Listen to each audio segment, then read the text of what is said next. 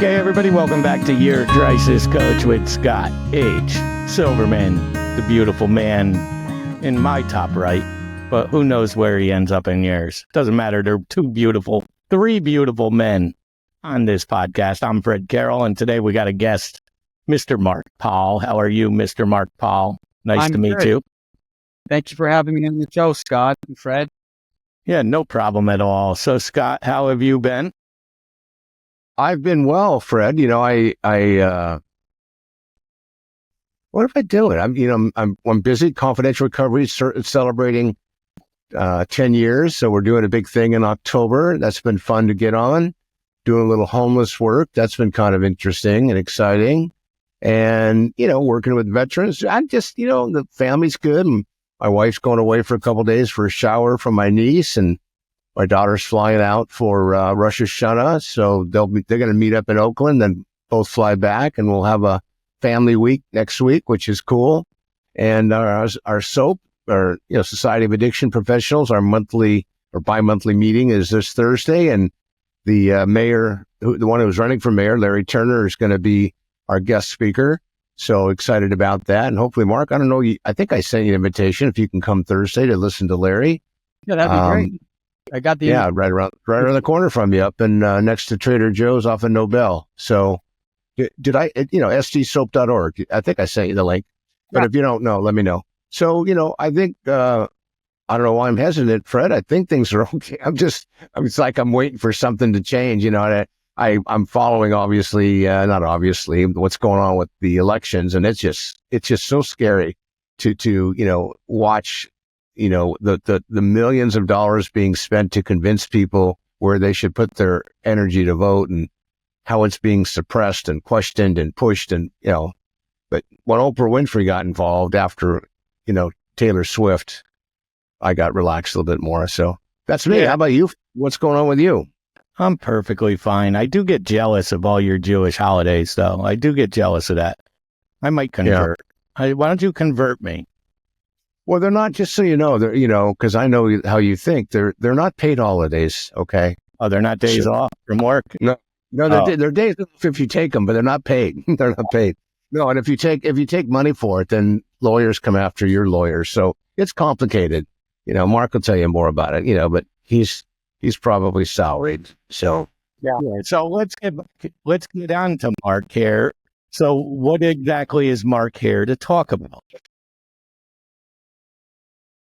Well, what I'm here to talk about is how our housing shortage has exacerbated the homeless crisis, but it's such a multifaceted issue where all these different crises that we have, whether it's a fentanyl crisis or a housing crisis or a rental crisis, these are all intertwined. And I believe that a lot of it has to do with some failed policies and unintended consequences of decisions that are made. And these decisions, like all decisions in politics, whether it's proposition or an initiative, they all have unintended consequences. And maybe we can go through some of those, talk about how these misguided decisions led to us to exacerbate a homeless crisis that should have been resolved decades ago. Mark, let me and thanks for that. Let me do this. I want to back you up a little bit and just ask you to share a little bit about who you are and what you're doing, because with the huge audience that Fred has, they may not know who you are, and there's probably a couple of people that don't know who you are. So just a little bit on who you are. I mean, I have your resume, but it's there's so many accomplishments you've made. It just narrow in today what you want people to know about you, kind of an elevator piece, and share about that, because I think your intellectual property is pretty significant on the issues you've just discussed, and we'll talk more about it. But just a little background would be great, if you don't mind. No problem. Well, I'm a first-generation American. My parents had to flee the Mideast in 1956 due to political persecution. Not not very different from what we currently see going on. It just never ends. And we ended up in San Diego, and the marriage didn't work out too well for my mom at the beginning. So I was a single parent living with grandparents and relatives growing up here. Very, they call it right now. They call it the underserved, but I would call it we were poor. We had to work really hard, menial jobs, and we ended up placing education as a top priority. Graduated from college, went on to get a couple of master's degrees. I ended up in law enforcement for a few years, and then transitioned over to education. Was a teaching vice principal, dean of students, and then from there transitioned into another career, real estate. I have a residential and commercial real estate broker. And my background in getting involved in homelessness was I was elected to the San Diego County Board of Education in 2016. And one of the schools that we have there is the Monarch School for Homeless. And there was a big push to get this school shut down. We managed to keep it open. It wasn't easy. And for probably a decade or so, I've been opining, whether it's on the news or in print, about the issue of homelessness and the fentanyl crisis. Initiated a proposal to get fentanyl in our schools. And ironically, there was resistance to that. It said arm the teachers with fentanyl, because you never know when a kid's going to make a mistake and take a pill or something and overdose in school. And there were multiple overdoses in school. You can look in the newspaper, you'll find people. Did you mean to say Narcan? Because you said fentanyl in schools. You mean Narcan? I apologize. Because if you switched over and you're working for the cartel now, we have to take a whole different position. And I know he's going to be. Listen, you're going to have to strike that from the record, because I really don't need that sound bite to go out saying I was the one who tried to. That's from you, and you said it 3 times. So you really I tried to get fentanyl out. I tried to get fentanyl out of the school, and also implement the use of Narcan, the opioid reversal medication, which is actually harmless if you give to somebody who's not having an opioid episode. So I didn't know why there was a pushback to arm the teachers. I was even to the point where they should allow parents to pick it up for their kids at school. And eventually, the schools came around and they decided to, I think, call the administrators, which is not really. I don't want an administrator carrying Narcan when it's in a classroom. So, and that's a whole nother journey. But my involvement is to just end human suffering here in San Diego, because too many times you see people on the street and they're obviously in pain and they're anguishing. And if that same person was a dog or a cat, somebody would pick them up and take care of them. Yet our homeless people, our homeless vets, our homeless seniors, many of them do not get the same treatment as we give to animals. And that's just heartbreaking for me. So partnered up with a few people, and I have some ideas on how to curb this. And I know Scott and I have been collaborating on ideas, and so maybe we can just chat about it a little bit. Well, that was very well said. It was a good description, good bio. A little slip there with Narcan versus fentanyl, but we know it's Narcan. It's Narcan. Narcan. This show is brought to you by Narcan, and we learned last week that if you do use Narcan, you have to call 911 after you use Narcan. Otherwise, it will not save all the lives. But going deeper into this, so when did you meet Scott? I met Scott at the San Diego Association of Realtors, where we were having a program where realtors were going to homes and trying to help them dispose of their medication. Since realtors have a very good connection with the neighborhood and they're trusted. And Scott was instrumental in providing some of these tamper-proof bags that you could actually place the drugs in and dispose of them safely, either directly through law enforcement or through some bins that you could use, or they could. I'm not sure. Could they mail them, Scott? Also. Yeah, that was the Safe Homes Coalition that ran for about 5 years, and yes, actually that's what was unique about that particular program. We found a group out of Texas that were DEA approved, and the ability to take an envelope and just put your medication in it and put it in the mail and send it to them, and then they would destroy it, and they had a barcode and they could track it, they weigh it, and they destroy it. So it was a unique process years and years ago, and there's different companies doing different things now, mostly with charcoal and filters that you can do it at home and then put it in the trench. The problem is it doesn't do 100% of destruction to it, so it sits in landfills, and they're actually finding birds now that have been exposed to some of the things that they're picking through at the landfill. So once that gets widely known, because it's an animal, as you said, they'll stop doing it in the landfill. So at least it keeps it from being flushed down the toilet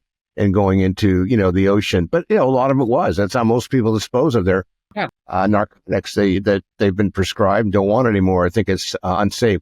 And with the realtors, we did a tremendous job. They had a huge awareness building campaign, and the membership at large was really behind it. It's just, COVID came and, that basically caused us to shut down the program, and we've repurposed it now. We call it Veterans Navigation Center. So we're still using the handle of the tax ID and helping save lives. So when that's good. To this crisis, Scott, I jotted down some of the things that I've written about, and one of the contributors to this crisis was Prop 47. So what Prop 47 did was it really took away any authority of law enforcement for people who are using minimal amounts of, let's say, fentanyl, heroin, meth, whatever. What they Schedule 3 narcotics, Scott? Is that about right? Right. Or Schedule 1? Well, it basically reduced jail time for people. So things that people are normally getting arrested and put in jail for, if you didn't hit a certain threshold of quantity of drugs or crime, I think you've heard Trump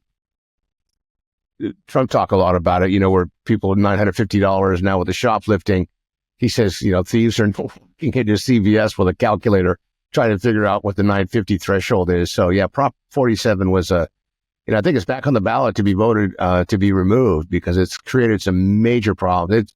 The idea was to lower the level of overcrowding in jails, but it's put a mindset, in my opinion, on the streets that it's okay to do things now as long as you get caught. And if you get caught, make sure you don't break that threshold, and you won't do time. You get a NTA, notice to appear, or a warning, and you just walk about your way. So it's basically taken all the teeth away from law enforcement to put people away, because the DA is not going to prosecute on people that are in that, unless it's, a felony 1 or 2 above. So you're right. That's kind of kicked off the criminals' ability to enable themselves to really accelerate their behavior, knowing there was no consequence. Correct. That's exactly right. And so without law enforcement interjection, many of these people who could be referred, once incarcerated, to some type of a rehab center, they're just on the streets continuing to do what they do. And of course, it costs money to have to be a drug addict, and these people aren't working, so they would steal, and they wouldn't be arrested if they had a minimal amount, even if they were stealing. So it was just a big, go in the store, steal, buy your drugs, not get arrested for stealing, go back in the store, steal, sell this, get your drugs. So the outcome was not what they wanted. What they wanted was to have fewer people and then give them help, but that they never received the help part. They received, you can do drugs, and many people died because of it. It was really a get out of jail card, basically. Yep. And people knew it. So all of a sudden we had widespread, and these are not statistics that get gathered, because if there isn't an arrest, it's not a statistic. So if you would add up all the people that committed these crimes that were not arrested, it doesn't become part of the crime data, which unfortunately creates this vacuum of information we don't have. And, we've seen it. The retailers are spending tens of millions of dollars locking everything up, not adding staff. So people are now having to go ask for a professional in the store to open up a plexiglass sealed case to buy potato chips was the latest thing I saw on the news, because they're easy to grab and people eat them. So it's created this interesting snowball effect that, hopefully, well, I don't know, reversing it without a toll. California keeps doing these things without any kind of long-term continuum to really, when you want to fix a problem without a solution, all you do is create more chaos, and clearly, we're an incarceration nation. In California, we spend $80,000 to keep somebody in jail. And I think the cost is about half that. I mean, $80,000 for prison, $40,000 for jail, but jails were never set up for long-term incarceration. They just weren't. So they didn't have the white space. They didn't have the programmatic support. So it's been complicated on many levels. And yes, it's decreased the population at state level in prisons, but the correctional officer union is pretty strong, and they continue to do really well fiscally, because there's always enough people that are crossing that line. But it's, we have an environment now. It's kind of like, zombie land. And then when you factor in fentanyl, that really wasn't a conversation when 47 came around. And then they had AB 109, which, made it even more complicated. So now we've got these statutes that hopefully will get changed, but all of a sudden, where are you going to put them? And then we're going to need more people power to run the jails, and jail doesn't work, and you can't really rehab somebody who's got a substance use disorder in jail or prison. I mean, that's been proven by corrections. Well, it's hard to do. It also sounds like, Scott, if they're not keeping the criminal statistics based off those crimes, that the police departments and the people who are on that side of the law aren't receiving the grants that they would normally get based off of crime stats, which means overtime hours and stuff like that, to help pay for more police officers or more crime fighters. I don't know. I'd push back a little bit on that, and simply because they're the personnel is really below the minimums they should be at. And I think what they're doing is they're not making the arrest, but they're watching the behavior, and they're disheartened by the fact that they're seeing something, but they know if they arrest this person, they're going to get released if they even get, put in jail for more than a day or two. So, but those kind of crime, to your point, Fred, those kind of crime statistics are how because through Homeland Security, that's where a lot of, new money came into law enforcement to give them the tools that they need, overtime if need be. And of course, we're a border town here in San Diego. So in theory, per capita, if there's a community that really needs a lot of different resources, it's ours. I mean, we have 93,000 people cross our border every day. Majority of them go back every night, but there are that many people coming through San Diego. And there was just a special last night on 60 Minutes. I don't know. Did you see that, Mark, by chance, about the fentanyl and the border issue?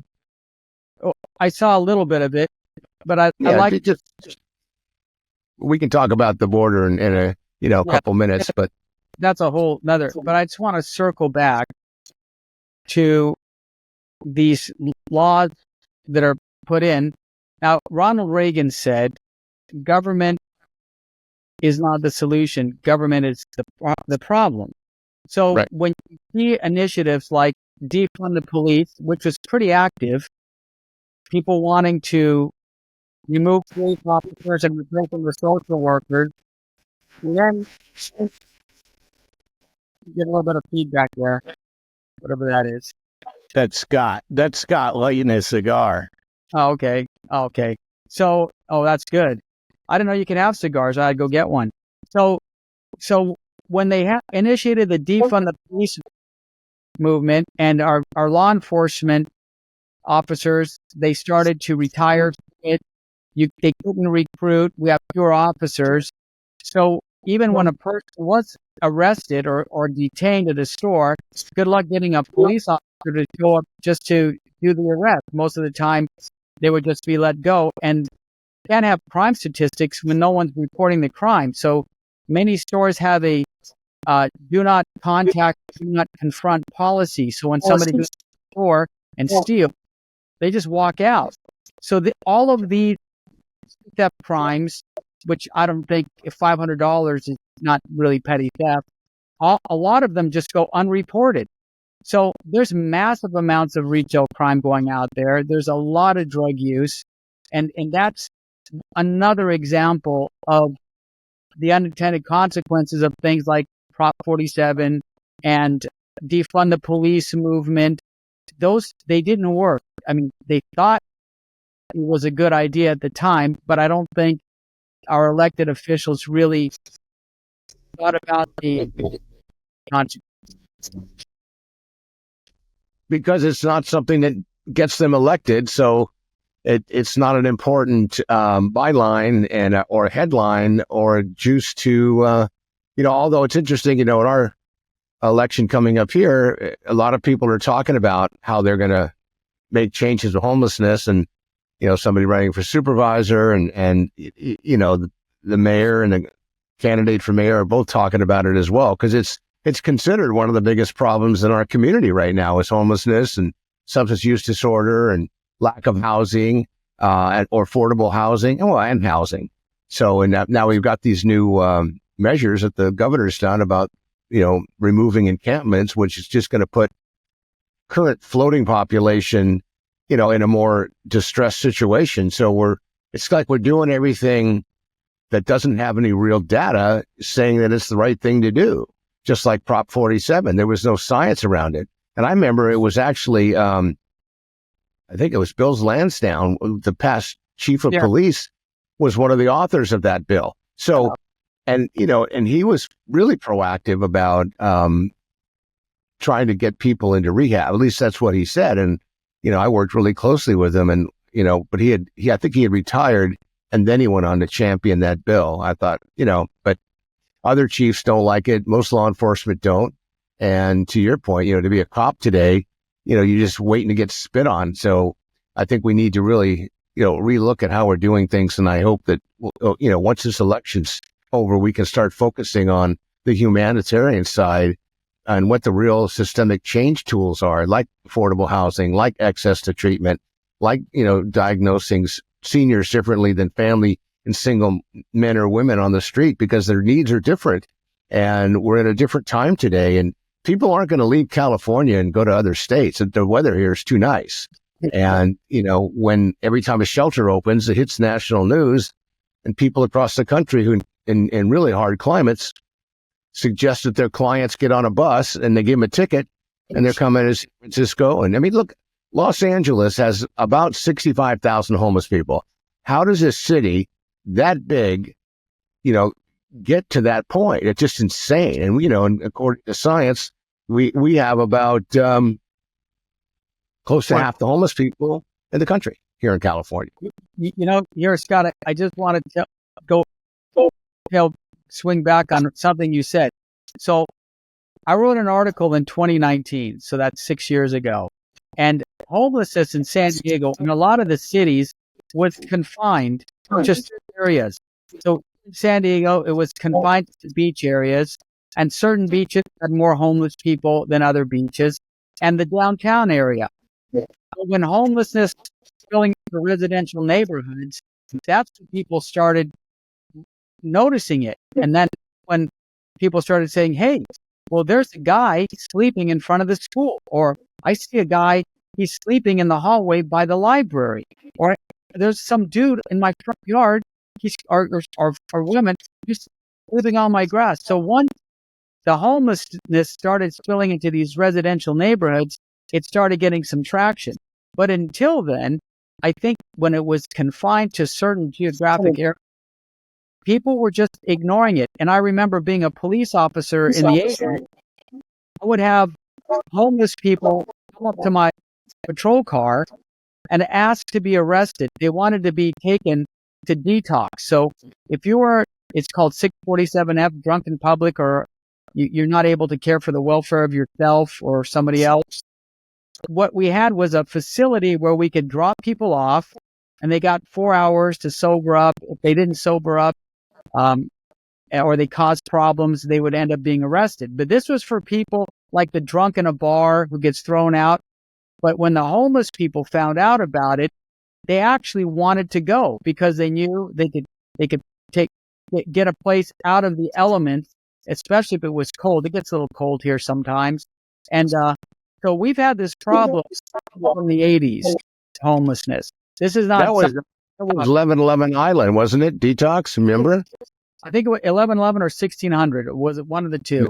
11 and I, because I had my first office at 13th and J right around the corner. And you're right. We guys like me in recovery, we would go and volunteer on the mats.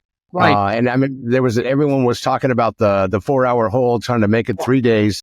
And the ACLU said, don't even think about it. It's not going to happen. Right. And now you don't see people raise their hand. Well, they're usually coming out of ED, after an overdose. And even then, people just don't want to ask for help. It's really an interesting phenomenon that, and now we're at, the homeless. I remember the homeless population was around 1,800, 2,000 people, city and county-wide back in those days. And now we're north of 10,000. And, you mentioned the Monarch School earlier today. And I heard, or I read that the executive director or CEO who runs that now says that we have 16,000 homeless kids in our community. 16,000 that don't have a permanent address of any kind. So that is phenomenal. And that's not part of the 10,000 that we quote based on the point in time count, because these kids are not necessarily all on the street. They're living with a grandparent or an aunt or an uncle or a friend, or, they're not going to stand and get counted because they'll get arrested as a minor when they're taking those counts. So the point in time count was created pretty much way after what you're talking about when 11 was around, because that's how the feds disperse their money nationally to give resources to the communities that have the higher counts. So, you wonder, is San Diego getting that much money that they don't want to get rid of it? I think, I call it the homeless industry. There are a lot of providers who, if homelessness went down, they'd go out of business, and they should. For God's sakes, we should be in this business to try to not stay in business, but to empower people to be sustainable through support mechanisms that, over time they can, do for themselves. But we do have a housing crisis here. That, Mark. And the crisis is the price of a medium home, the rent, to get into a place, but yet housing commission is, spending money to keeping people in hotels. What's that cost a day? I mean, you can almost get somebody a nice rental if you knew that they'd stay intact and they wouldn't, they'd have the tools that they need to survive on their own. Well, that housing crisis, it started in about 2006, and I can tell you when it started and my idea of why it started. So in 2006, and we've been back and forth, whether it's a Republican rule or Democratic rule, we've flip-flopped back and forth. So it really doesn't matter what party's in there. But in 2006, the city of San Diego decided to move from a city manager form of government to a strong mayor, which means the mayor now becomes the CEO. He's the person who hires the police chief. He hires the fire chief. He's the CEO of the city. Now, in order to run any business properly, and city government is a business because they employ people and they have a budget, you should have a person in there that actually knows how to be a CEO, how to run a business. So in 2006, you started to see this decline in the number of homes being built. And from 2006 to today, we are currently, as a region, 100,000 housing units short of where the state mandate is. And the reason is these exorbitant permit fees, a sluggish permitting process, the cost to build, just supplies, zoning rules, restrictions. So nothing gets built. And because we have such a low supply, we've managed to drive up the average home price to close to $1 million now. You're really important. No.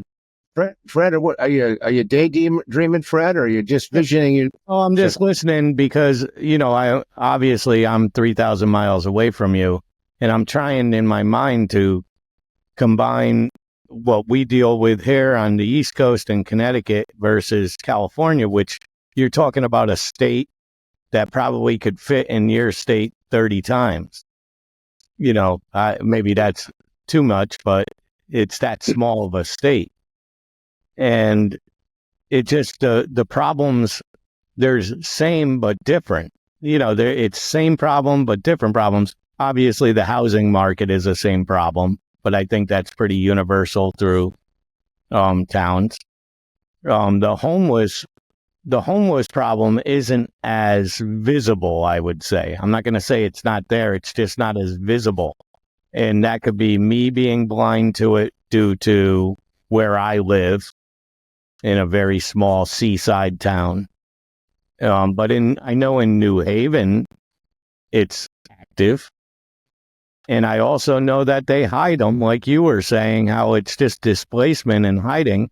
Just for instance, when the Yale parents come to town, they ship them out, like on a bus to Hartford or whatever, something like that. And I didn't understand that at first, but hearing what you're saying, it's just alarming. It alarms me to hear how visible it is to you. I know you're both in that business, so that makes it a little more visible, but I just don't see it the same way all the time.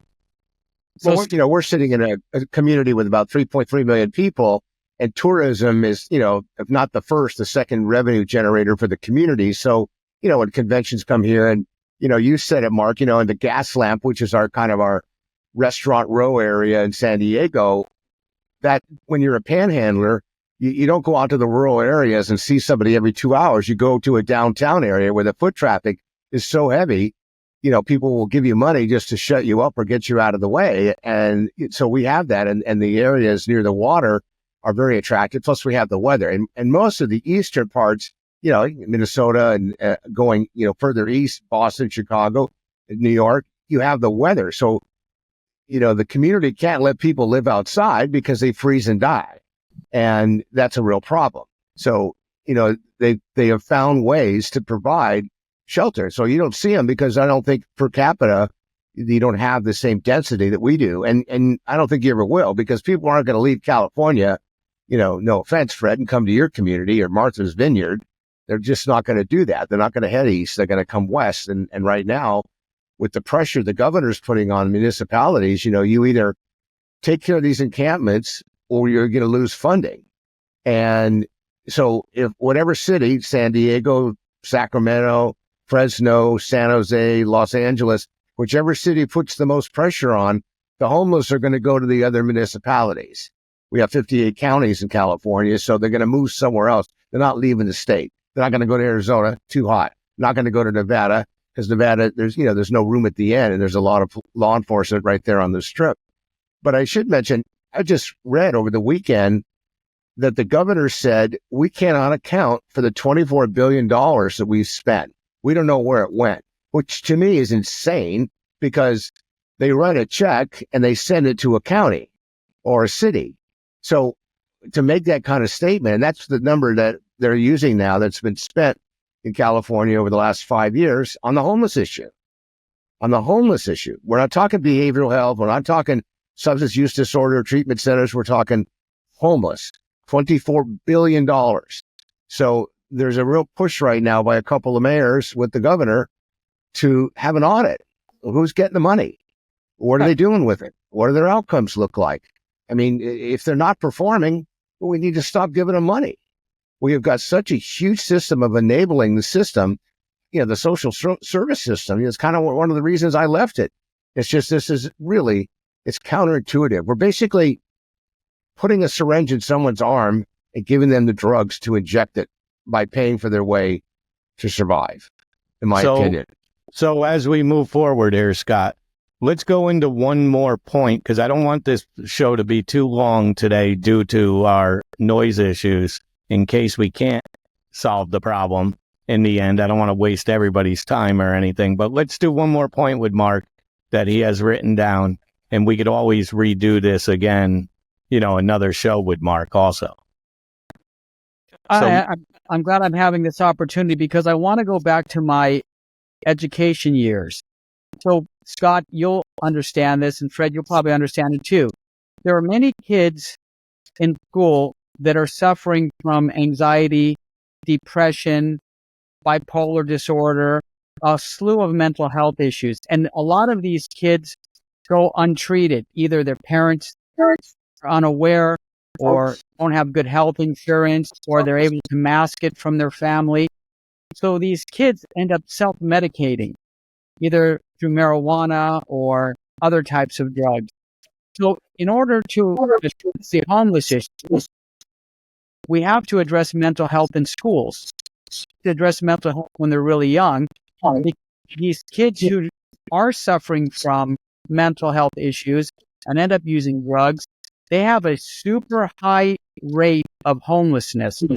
I don't know what the exact numbers are because I don't have my documents in front of me, but just trust that untreated students with mental health issues self-medicate have a higher chance of becoming homeless. And the other issue is, for about the last decade or so, there's been this big push to have students go into the STEM field. That's science, technology, engineering, and math. And then they added the letter A, STEAM. They added the arts to it because the arts felt like they're being left out. And so there was this push to put them into technology, especially women, the tech field, and that almost did the social sciences field. So what we're finding is we don't even have enough mental health providers to treat people with good insurance. So we need to maybe incentivize students in their junior, senior, freshman year to go into the social sciences and maybe become a counselor or a psychologist or a psychiatrist, because without the mental health providers needed to address these issues, we're not going to be able to cope with the demand. Once again, the same as housing. If you want to talk to a counselor now, you're going to be looking at north of $200 an hour, if your insurance doesn't cover it. Who can afford that? Who doesn't have good healthcare coverage?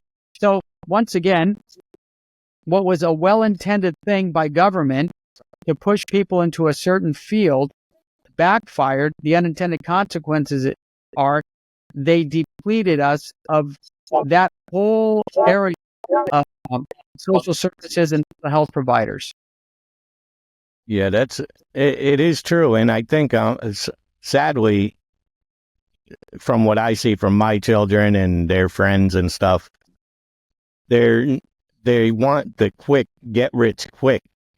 That's what they're all seeing, the get rich quick. They're not seeing the social side of things anymore because they've heard for years there's no money to be made in it, And it is deterring kids from that field, plus the years you have to put into it to become a professional. Well, maybe they should relook at the education system needs to relook at how they train students to become mental health providers and maybe have special college courses. So I always say, if you keep talking about your problems, you're going to always have problems. But Right. Let's talk about solutions. And one of the solutions is to look at the whole education system and say, okay, what would be a great training for students to go from high school into college? And when they graduate from college, they are prepared to be mental health providers. They've had the training, they've had the internships, but that currently doesn't exist. You have to get your degree and then go to graduate school to finish up those kinds of programs. It's cost prohibitive. But right now, I think if you went into the field, you probably do pretty well. I think there's money to be made now. Well, yeah, definitely. Prevention and education are the tools that, we don't talk enough about, that if we can get prevention and education going, we can maybe, stem the tide a little bit, create some systemic change. And, one of the things we're doing at Veterans Navigation Centers, we're using people with lived experience to take the first phone call just to get someone to come in and talk to somebody, which can help calm down and put that, kind of put that big fire out and let them know that there is hope and help. And I think that's so important to talk about. So anyway, but Mark, thank you so much for coming on today and sharing your experience, strength, and hope. And I know it's because Fred and I talk about this a lot. It's nice to have somebody else come in and not only validate our conversations, but also the demand and the need to really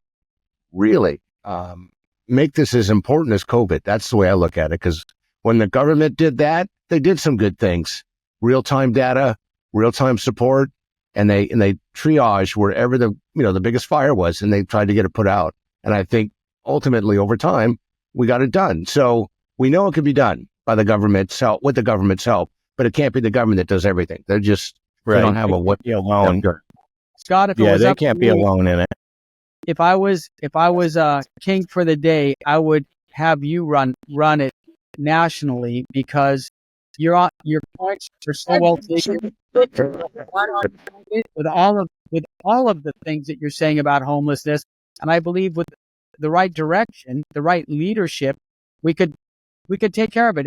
If the government is able to send a satellite into orbit and take pictures of other galaxies, we should be able to take 260,000 people off of the streets in the United States that are homeless. It just doesn't seem like it should be that tall of a call to do.